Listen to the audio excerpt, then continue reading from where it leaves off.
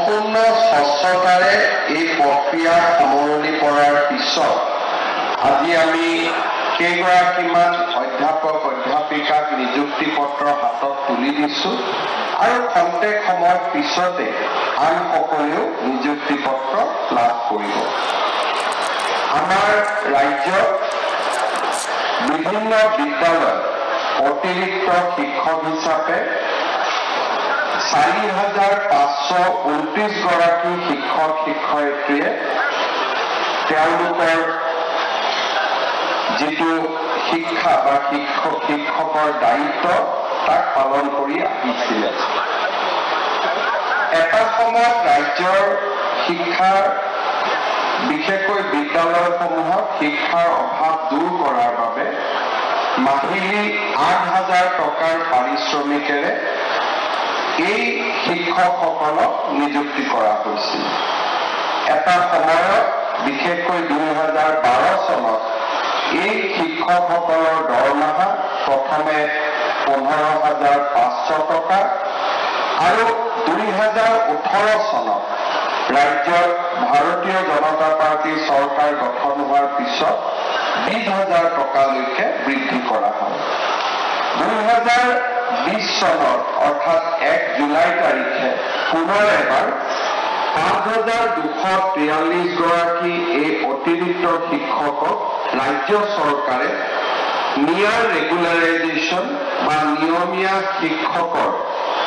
সম এটা ৰূপ প্ৰদান কৰিবলৈ চেষ্টা কৰে। আমি চাকৰিৰ কাৰ্যকাল 60 বছৰলৈ বৃদ্ধি কৰোঁ আৰু তেওঁলোকক নিয়মীয়া শিক্ষকৰ বেতন দিবৰ বাবেও আমি সিদ্ধান্ত গ্ৰহণ কৰোঁ।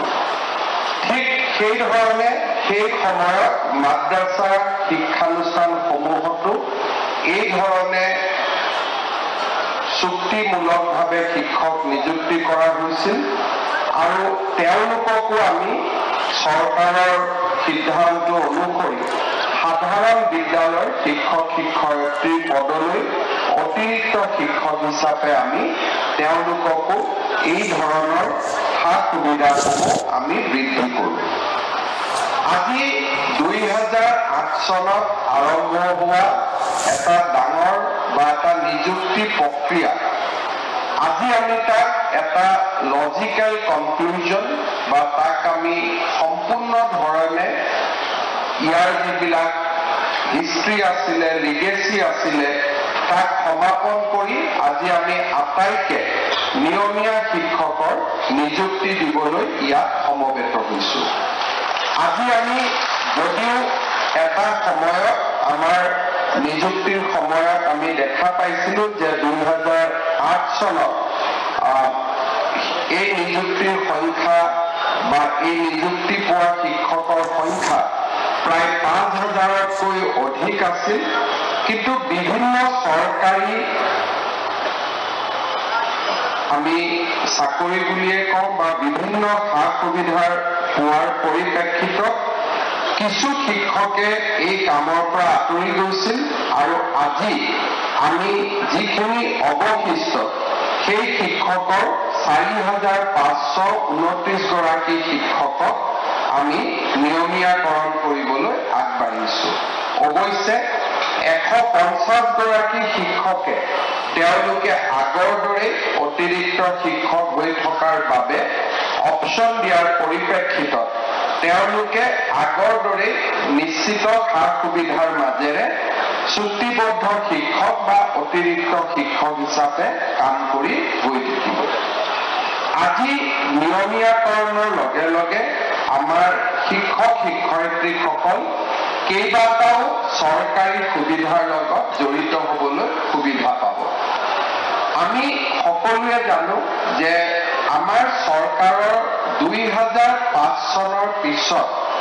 নিযুক্ত চৰকাৰী শিক্ষক শিক্ষয়িত্ৰী বা কৰ্মচাৰীসকলক আমি নিউ পেঞ্চন স্কিম দিয়াৰ বাবে সিদ্ধান্ত গ্ৰহণ কৰিছিলোঁ। নিউ পেঞ্চন স্কিম আছিলে যে চৰকাৰ আৰু কৰ্মচাৰীজনৰ অংশীদাৰিত্ব। এতিয়া অহা 1 এপ্ৰিলৰ পৰা কাৰ্যকৰী হোৱাকৈ আমি NPS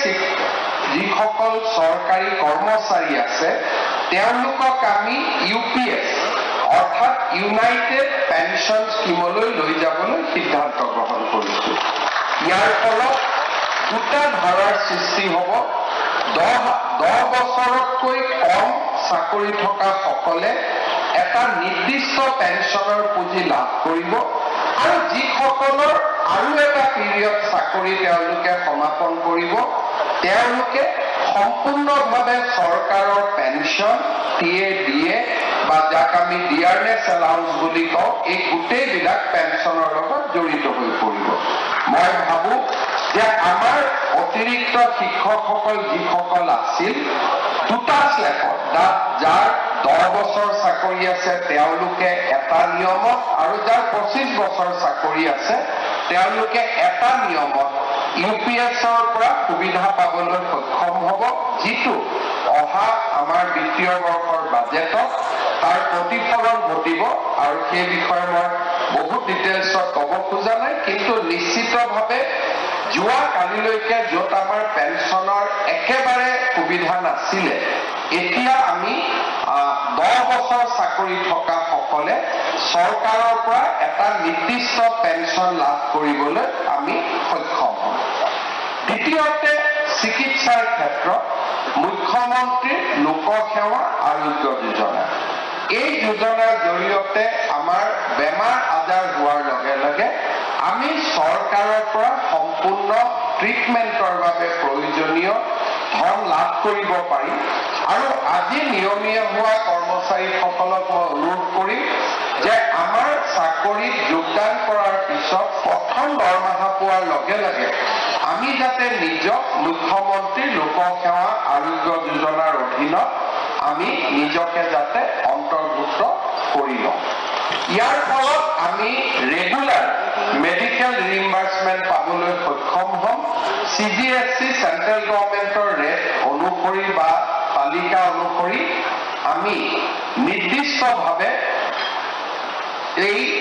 সুবিধাসমূহ যি নিয়মীয়া চৰকাৰী কৰ্মচাৰীয়ে পাব পাৰে সেইখিনি সুবিধা আমি লাভ কৰিবলৈ সক্ষম হ'ম। তৃতীয়তে আমাৰ যিখিনি অতিৰিক্ত শিক্ষক আজি নিয়মীয়া শিক্ষক হ'ল জ্যেষ্ঠতাৰ ভিত্তিত এতিয়া তেওঁলোকে বিভিন্ন বিদ্যালয়ৰ অধ্যক্ষ বা উপাধ্যক্ষ হ'বৰ কাৰণে তেওঁলোকে যোগ্যতা অৰ্জন কৰিব। আৰু সেই ক্ষেত্ৰত আজি ইমান দিনে আমাৰ যি বাধা আছিলে যে অতিৰিক্ত শিক্ষক কাৰণে আমি কেতিয়াও হেডমাষ্টাৰ হ'ব নোৱাৰোঁ বা প্ৰধান শিক্ষক হ'ব নোৱাৰোঁ, অধ্যক্ষ হ'ব নোৱাৰোঁ, সেই বাধা আজিৰ পৰা আঁতৰি যাব।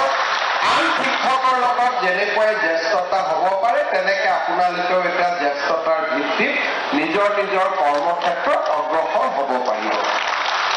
ইয়াৰ পিছত আমাৰ চৰকাৰে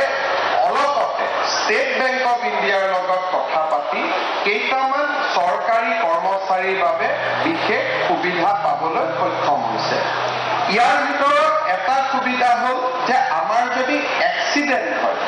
আমি ভগৱানে নকৰক কাৰোবাৰ যদি এক্সিডেণ্টেল ডেথ হয় বা কোনোবা যদি পাৰ্মানেণ্টলি দুৰ্ঘটনাত ক্ষতিগ্ৰস্ত হয়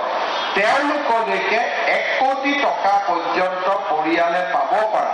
এটা বিশেষ ব্যৱস্থাৰ সুবিধাও এতিয়াৰ পৰা আমাৰ কৰ্মচাৰীসকলৰ পৰিয়ালে লাভ কৰিব। ইয়াৰ পিছত আন এটা সুবিধা হ'ল যে ভগৱানে নকৰক কিন্তু আমি সকলোৱে জানো যে মানুহ মৰণশীল, মৃত্যুৰ যিটো চিৰন্তন সত্য সেই সত্যৰ পৰা আমি কোনেও আঁতৰি আহিব নোৱাৰোঁ। কিন্তু আজিলৈকে অসমত যদি কোনোবা চৰকাৰী কৰ্মচাৰীৰ মৃত্যু হয় তেওঁলোকক 5% কম্পেনচনেট এপইণ্টমেণ্টৰ ব্যৱস্থা কৰা হৈছিল। কিন্তু আমাৰ চৰকাৰে এটা বিশেষ নিয়ম কৰিছিলে যে যদি কোনোবা চৰকাৰী কৰ্মচাৰীৰ মৃত্যু হয় তেওঁৰ পৰিবাৰ বা তেওঁৰ পৰিয়াল যাৰ নিকট আত্মীয় বুলি কওঁ, এনুকে বুলি কওঁ, সেই ব্যক্তিজনে চৰকাৰী কৰ্মচাৰীজনৰ 60 বছৰ নোহোৱা পৰ্যন্ত সেই একেটা দৰমহা নিয়মিতভাৱে বেংক একাউণ্টত লাভ কৰিব। আজিৰ পৰা মই নাভাবোঁ যে ভগৱানে কৰক এনেকুৱা সুবিধা আপোনালোকৰ কোনোবাই ল'ব লাগে, কিন্তু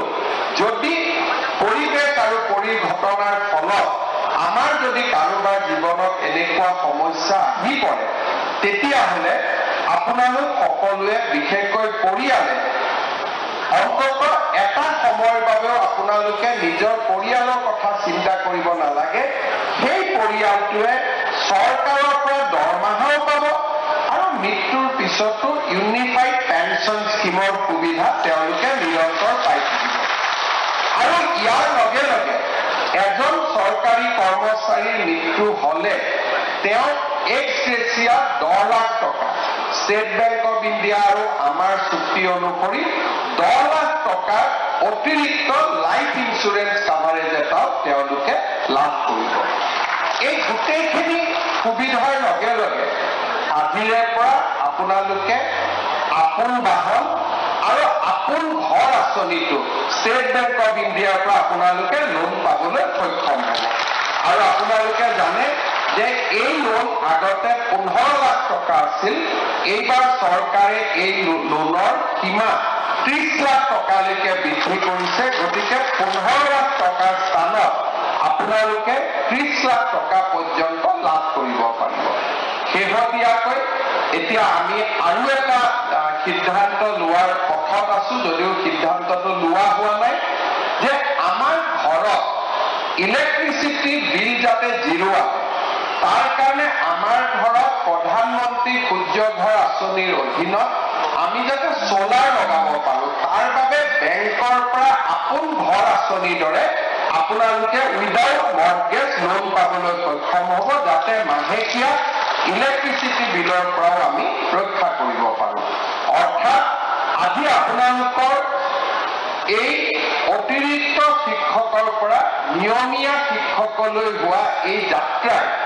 প্ৰথম যিটো সুবিধা আনি দিব সেইটো হ'ব পৰিয়ালটো এটা সুৰক্ষা চক্ৰৰ মাজলৈকে লৈ যাব